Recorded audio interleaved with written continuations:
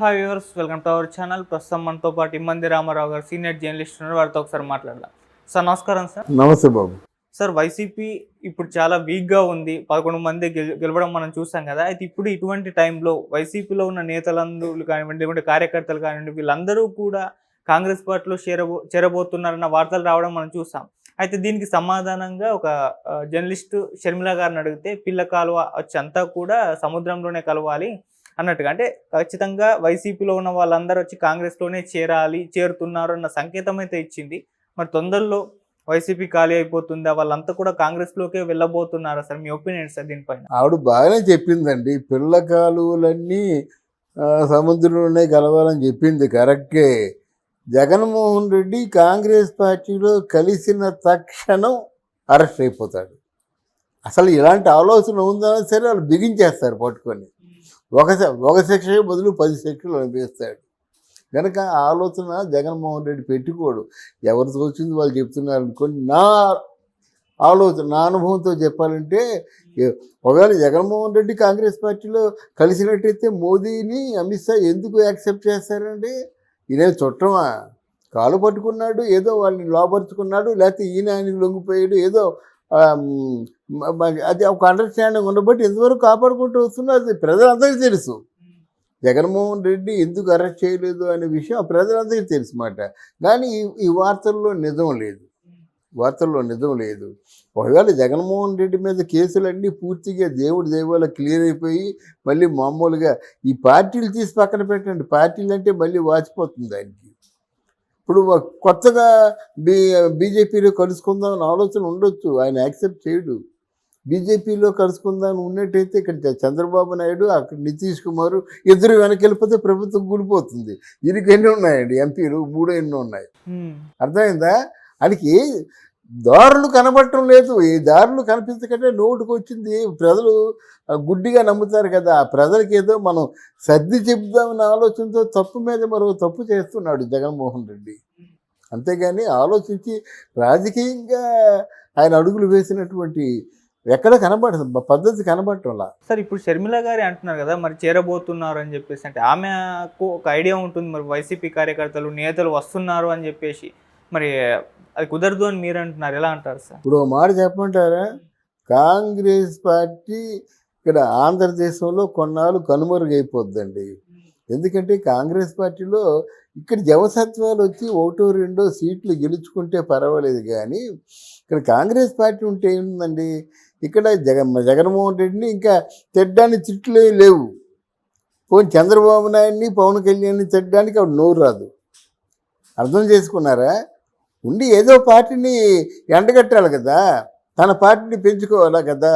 పెంచుకోవాలంటే ఆవిడ కానీ మనుషులు లేరు. ఎవరు వస్తారు? వాళ్ళ ప్రేమ కొద్దీ కేవీఎస్ వాళ్ళ నాన్నగారంటే ప్రాణం కదా. కేవీపీ రామచంద్రరావు గారు ఆయన వచ్చాడు. తులసిరెడ్డి నిజాయితీపరుడు కాంగ్రెస్ పార్టీలో. వాళ్ళు ఎవరో రఘువీరారెడ్డి ఇట్లాంటి వాళ్ళు 3 ఉన్నారు కదా. కానీ మిగతా స్టేజ్ మీద ఉన్నంత మందైనా కింద లేరు కదా. స్టేజ్ మీద 10-15 మంది నిలబడ్డారు, ముందు ఎవరు లేరు అక్కడ జనాలు.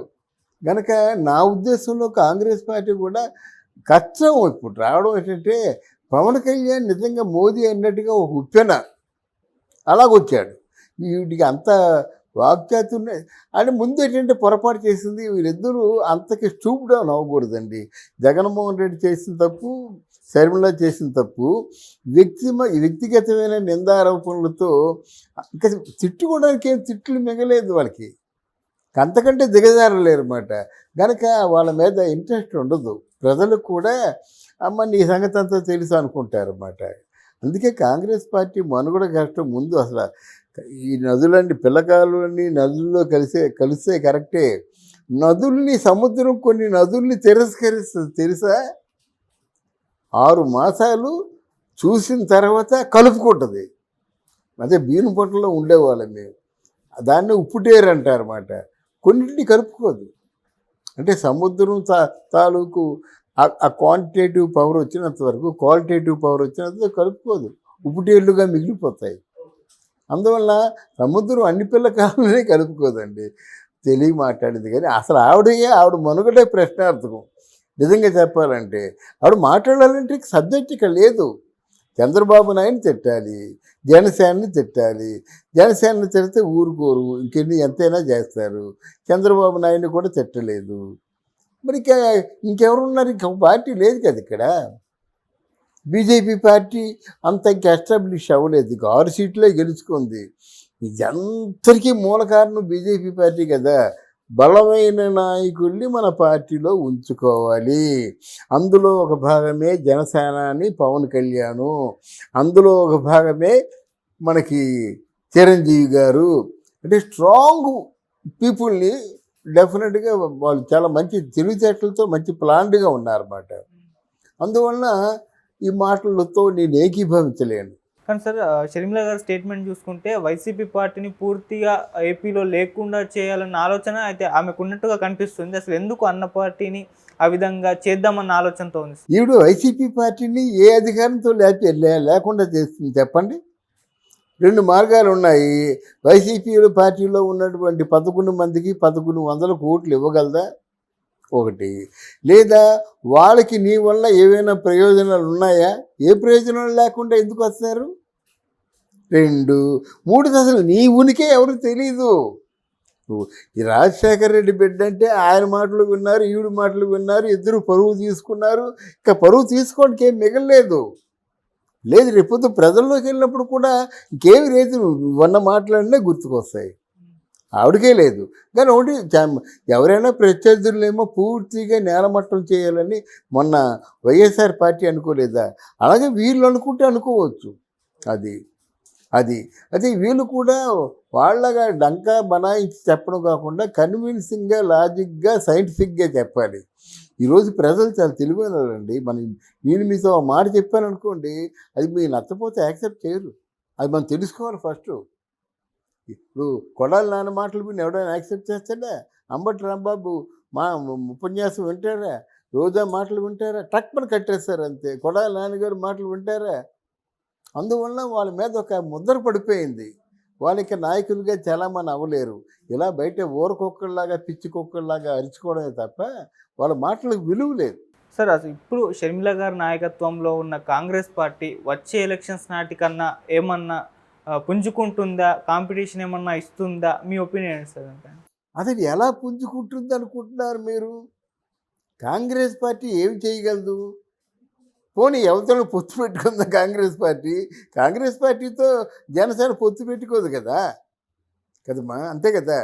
అలా వైసీపీతో జనసేన పొత్తు పెట్టుకోలేదు కదా. ఎవరి ద్వారా ప్రజలకి మంచి పనులు చేయగలుగుతుంది? ఎవరి ద్వారా కాంగ్రెస్ పార్టీని ఆంధ్రదేశంలో ఉన్న ప్రజలు లైక్ చేస్తారు, ఇష్టపడతారు? చెప్పండి.